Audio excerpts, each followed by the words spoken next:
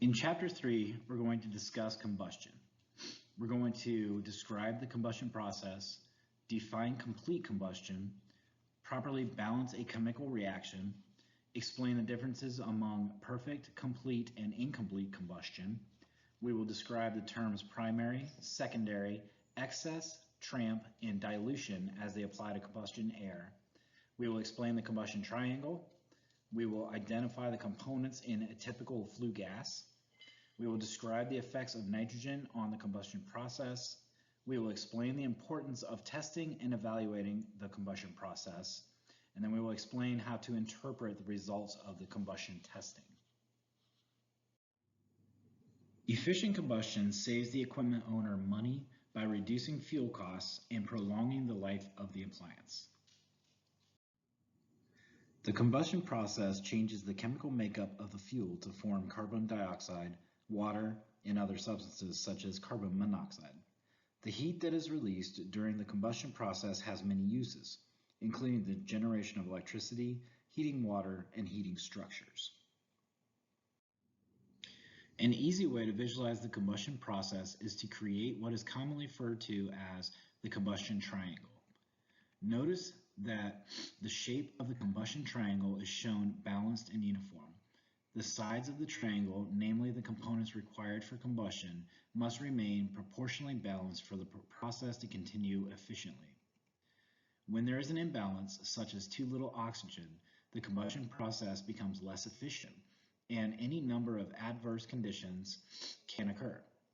Just as with humans, if combustion appliances are not provided with enough oxygen, they will struggle to function correctly. In order for combustion to occur, there must be fuel, oxygen, and an ignition source. If any of these terms or items are missing, the combustion process cannot start. If the process has already started and the supply of any of these three items is depleted during the process, combustion will not be able to continue.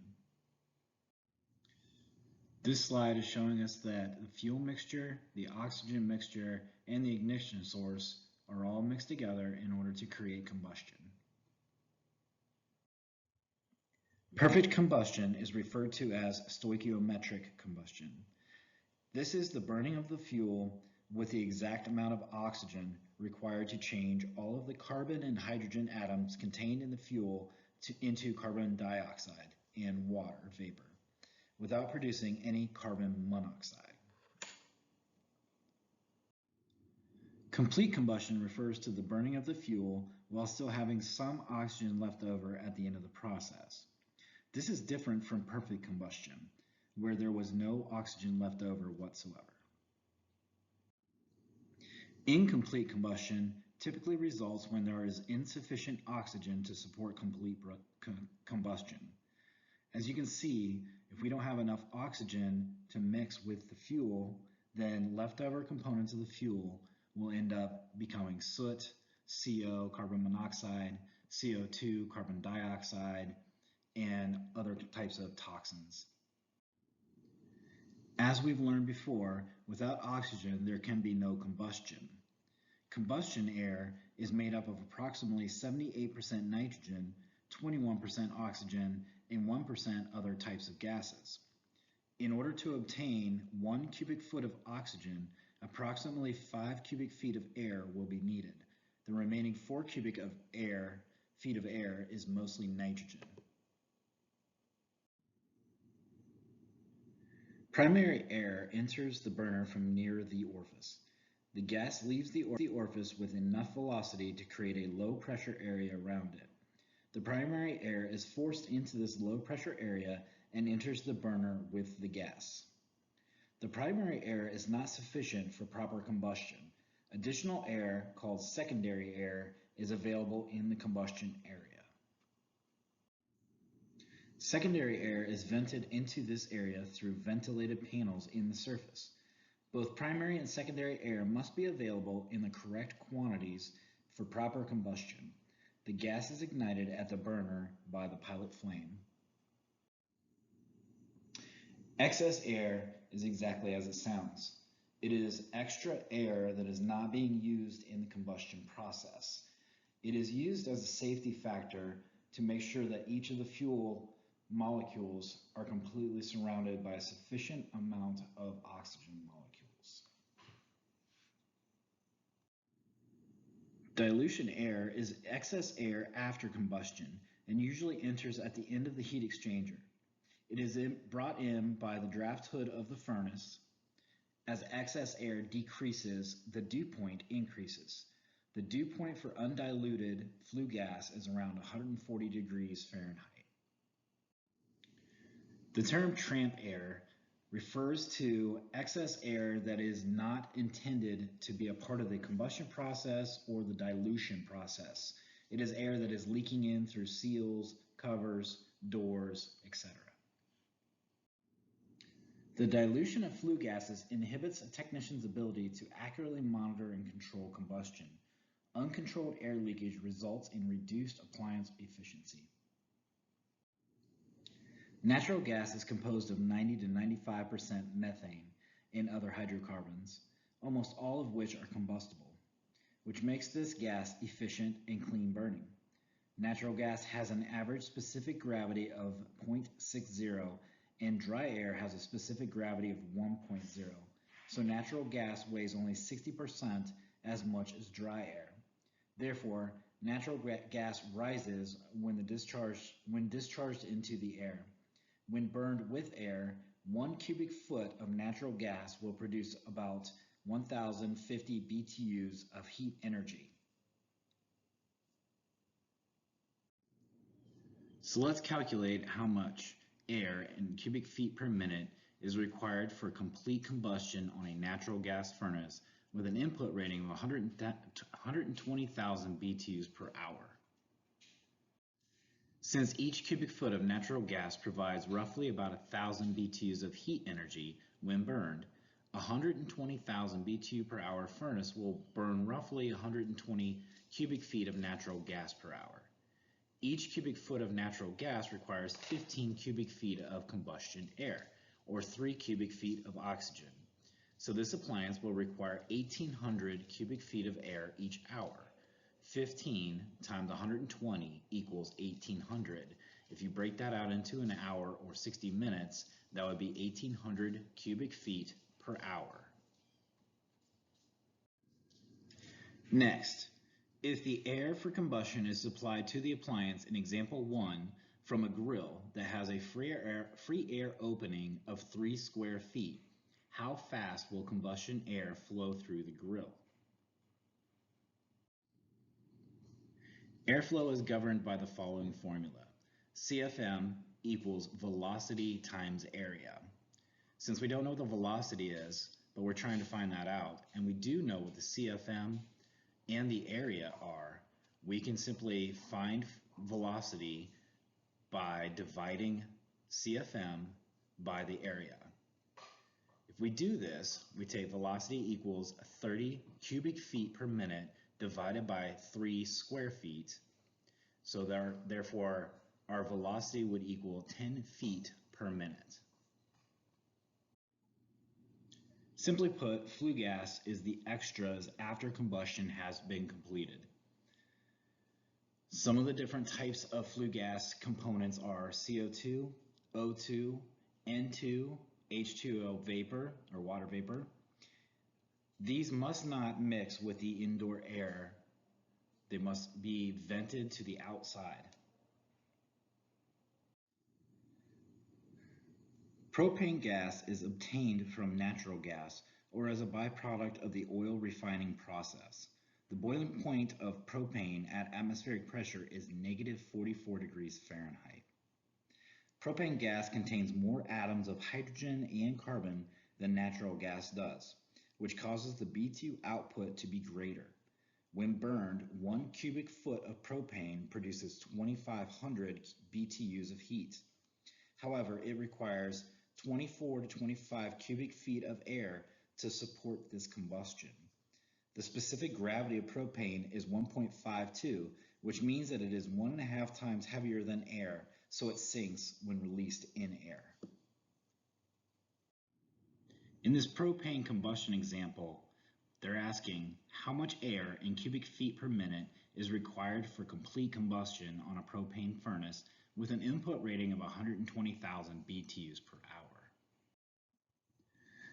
Since we know that each cubic foot of propane provides 2,500 BTUs of heat energy, and we know that our furnace is 120,000 BTUs per hour, if you divide those together, you will come up with 48 cubic feet of propane per hour. Each cubic foot of propane requires 37.5 cubic feet of combustion air for complete combustion, so this appliance will require 1,800 cubic feet of air each hour, very similar to our natural gas furnace from earlier. If we use the same size free air opening of 3 square foot as we did in example number 1, they want to know how fast will combustion air flow through the grill. When we look back at our airflow formula, CFM equals velocity times area, and we're trying to solve for velocity as we did in example number 1, we know that we had a cubic feet, or CFM, of 30 cubic feet per minute, and we know that we had 3 square feet. So if we divide those two numbers, our velocity is 10 feet. While the efficiency of a fossil fuel burning heating system relies on the ability of the heat distributing system to move heat from one place to another, the efficiency of the system is far more reliant on the efficiency of the combustion process. It is impossible to set up a system and fine-tune the combustion process solely by looking at the flame and listening to the sound it makes. Flame color can be misleading and should never be used to analyze the quality or efficiency of the combustion process. A flame which is blue in color may still be producing carbon monoxide. The appropriate method for measuring combustion quality is to use a properly calibrated and maintained combustion analyzer.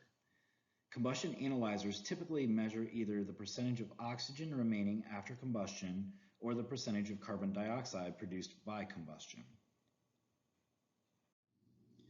Combustion analyzers are amazing tools, and I would say necessary in order for you to be an efficient technician. Some of the things that we check with a combustion analyzer are levels of CO2, O2, CO, and nitrous oxide. And that's normal. And we also take temperatures from the flue gas and so on and so forth. And these are all reasonable calculations, things that we should know before we start to adjust anything. Now, the one thing that I would like to point out about this is that recently they've came out with this CO air free. So what happens with CO when you have excess air is they'll mix together and they'll start to dilute. The excess air, the stuff that's not burned off and goes into the flue, will mix with the CO and it will start to dilute it. So the CO number might not be as accurate as what we once thought. So these new analyzers take the CO and they do an air-free, so they subtract the amount of oxygen that is in the excess air. And this gives us a higher CO number, which is a good thing because then we can actually tell what our CO rating is. When performing combustion testing or analyzing, it is important to make sure that our test hole is made in the appropriate area. We can refer to our manufacturer data, and we also need to make sure that we pay attention to radiant heat. So if we're putting our probe too close to the heat exchanger, for example, we'll be picking up some of the heat from the heat exchanger through radiation, and that will give us false readings through our analyzer. So what we want to do is we want to make sure that we follow the guidelines of both the analyzer and for the manufacturer of the equipment, and we place those test probes or the test holes in the appropriate place. We also want to make sure that our analyzer is working appropriately. So many manufacturers of combustion analyzers have ways to make sure that everything is zeroed out properly on a regular basis, and then they also have ways to make sure that it is appropriately calculated or calibrated, every year. Please keep in mind that all combustion analyzers are slightly different So this is just a generic form of using the testing procedures. Step number 1, turn on the analyzer and allow it to go through its self-check mode. Right.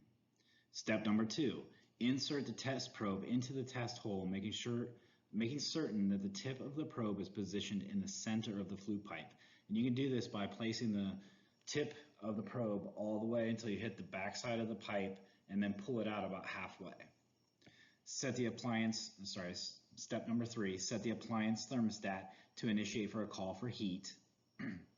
Step number 4, wait for the amount of time that your combustion analyzer asks for. Step number 5, observe the measured values on the display, and document results is step number 6. Number 7, determine if the values are within the recommended parameters, and you can go back to manufacturer data and you can adjust this appliance if necessary. Step number 8, remove the probe from the vent and allow the probe to purge in fresh air for at least 3 minutes before you turn it off. And then step number 9, plug the test hole in the vent pipe so that we don't get any more tramp air located into the flue gas. Flue gases of incomplete combustion may contain hydrocarbons, CO2, CO, N2, H2O, and O2. Hydrocarbons in the flue gas are often referred to as a volatile organic compound, or VOCs. The measured value of CO should be less than 50 parts per million. CO values in excess of 50 parts per million may be indicative of incomplete combustion, and further diagnosis is needed.